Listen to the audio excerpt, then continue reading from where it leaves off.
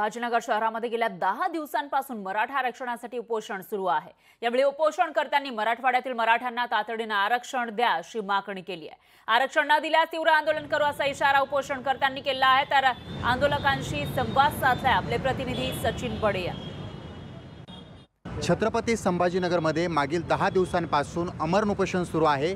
या ठिकाणी तरुणीने उपोषण पुकारलेलं आहे। राजश्री उमरे असं तरुणीचं नाव आहे आणि मराठा समाजाला हैदराबाद गॅजेटियर प्रमाणे आरक्षण लागू करण्यात यावं ही मागणी धरून हे आरक्षणासाठी पुकारलेलं एक मोठं पाऊल आहे। आणि प्रकृती खालावलेली असताना सुद्धा त्या तरुणीच्या सोबत काही इतर तरुणीसुद्धा आहेत, काही कार्यकर्ते आहेत, पदाधिकारी आहेत, कारण ही लढाई मोठी आहे आणि ही लढाई मोठी असताना काही साथीसुद्धा सोबत पाहिजेत। मात्र त्यांची काय भूमिका आहे, काय भावना आहे जाणून घेऊयात।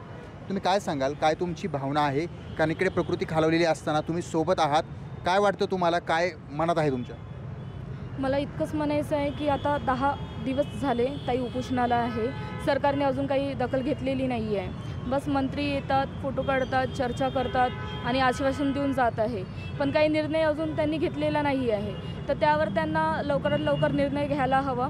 गेल्या आता फक्त 7 दिवसच बाकी आहे। 17 तारीखपर्यंत ताईंनी आव्हान केलेले आहे की 17 तारखेच्या आधी आमची ज्या मागणी आहे त्या पूर्ण करा, नाहीतर ताई तर देहदान करणार। मला जर सरकारला एकच म्हणणं आहे की तुम्हाला छोटे छोटे कार्यक्रम करायला तुम्हाला टाईम आहे। तुम्ही लाडकी बहीणसारख्या योजना घेता। आज ही लाडकी बहीण जर तुमची रस्त्यावर येऊन जर उपोषणाला बसत असेल, आतापर्यंत तब्बल 41 वर्षापासून आम्हाला येऊन सरकारने आतापर्यंत सर्वांना आश्वासनच दिलेलं आहे। तर आता आम्ही आश्वासनाला बळी नाही पडणार आहे। आता 7च दिवस बाकी राहिलेले आहे। जर 17 तारखेपर्यंत आमचा प्रश्न मार्गी नाही लागला तर आम्ही कुठल्याही प्रशासनाला कुठेही घराच्या बाहेर पण निघू देणार नाही। त्यांचं घराच्या बाहेर निघणं पण मुश्किल करणार।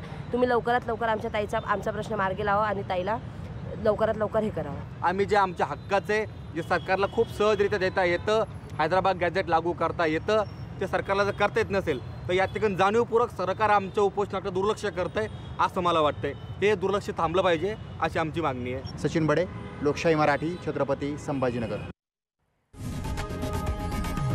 लोकशाही मराठी ऐका, पहा, जागरूक रहा।